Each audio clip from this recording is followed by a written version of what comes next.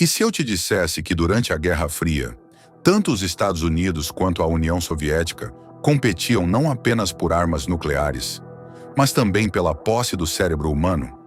Enquanto o mundo via foguetes e tanques, nos bastidores acontecia uma guerra silenciosa, a disputa pelo controle psicológico absoluto.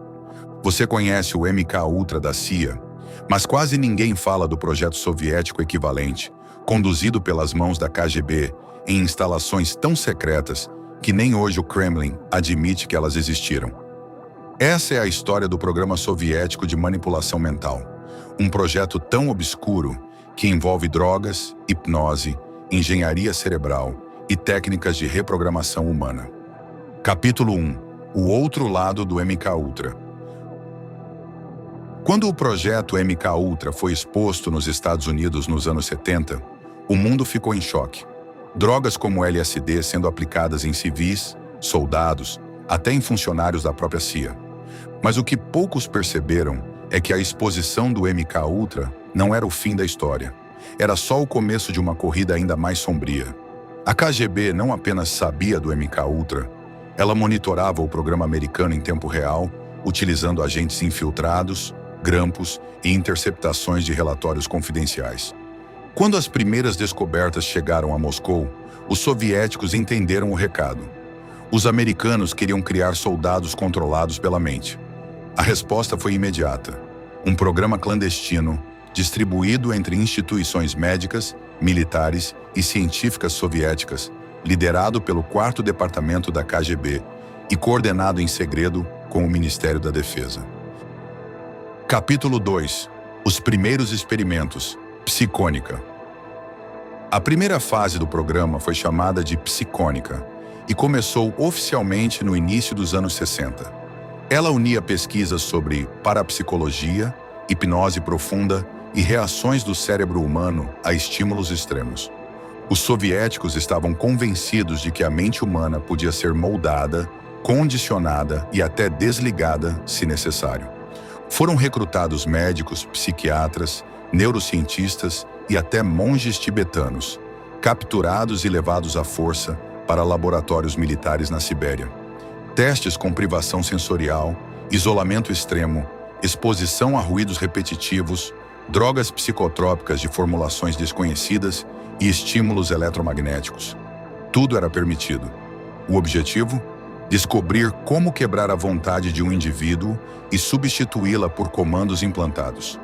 Alguns desertores afirmam que mais de 2.000 cobaias humanas morreram só nos primeiros 10 anos de pesquisa. Quase todos prisioneiros políticos ou soldados dispensáveis. Capítulo 3. O Laboratório 12 e as salas sem saída.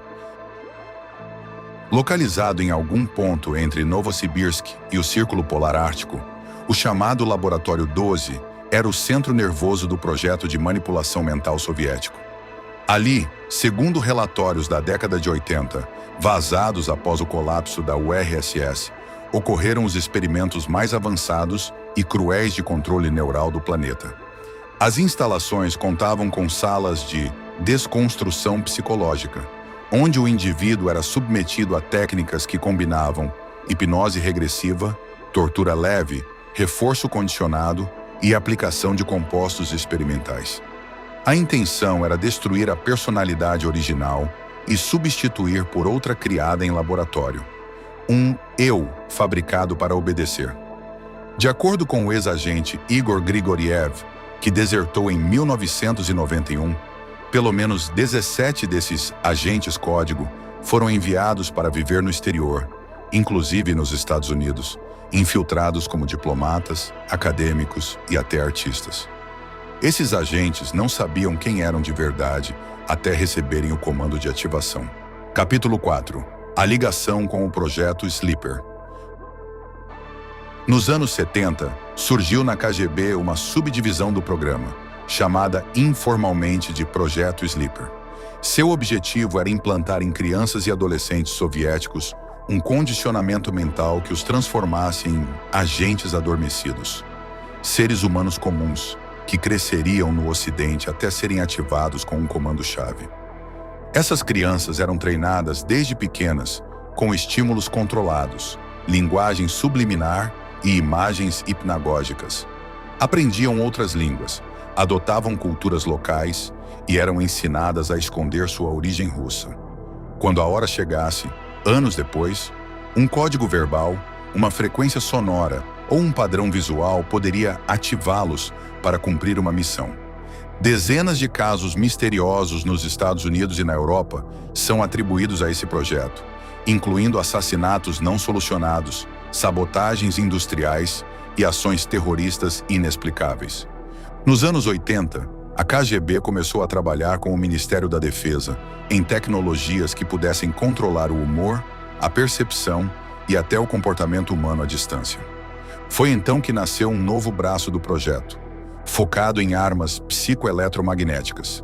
Estudos secretos em Moscou e Kiev investigaram o uso de micro-ondas, frequências ELF, Extremely Low Frequency, e pulsos sonoros direcionados ao cérebro.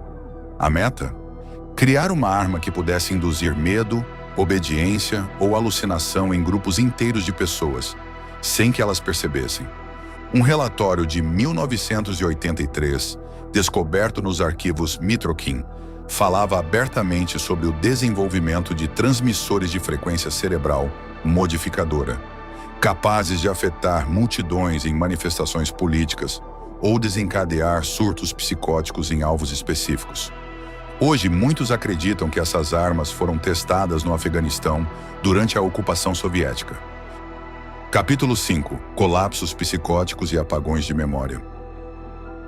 Há registros de soldados soviéticos que sofreram apagões mentais inexplicáveis durante treinamentos, perdendo a fala por dias, esquecendo identidades e apresentando comportamentos autômatos. Documentos recuperados após o colapso da URSS indicam que isso estava relacionado a testes mal sucedidos de controle neural. Esses efeitos colaterais levaram o projeto a se tornar mais secreto ainda. Algumas unidades do exército passaram a reportar surtos de comportamento bizarro, suicídios em massa e histeria coletiva, sempre em regiões onde antenas experimentais estavam em teste.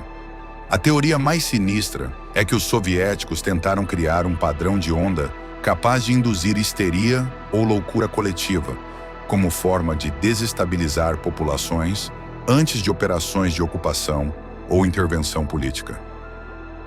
Capítulo 6. Do fim da União Soviética ao FSB.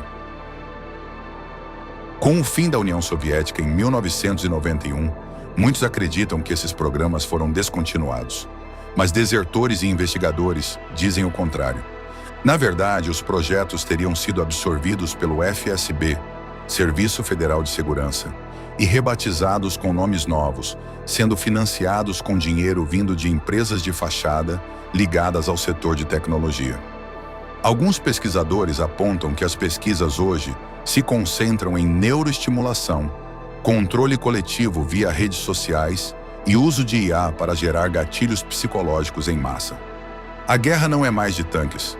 É uma guerra de dopamina, atenção e percepção. As sementes plantadas pela KGB nos anos 60 agora florescem em algoritmos que preveem e induzem seu comportamento. E se você não for tão livre quanto pensa?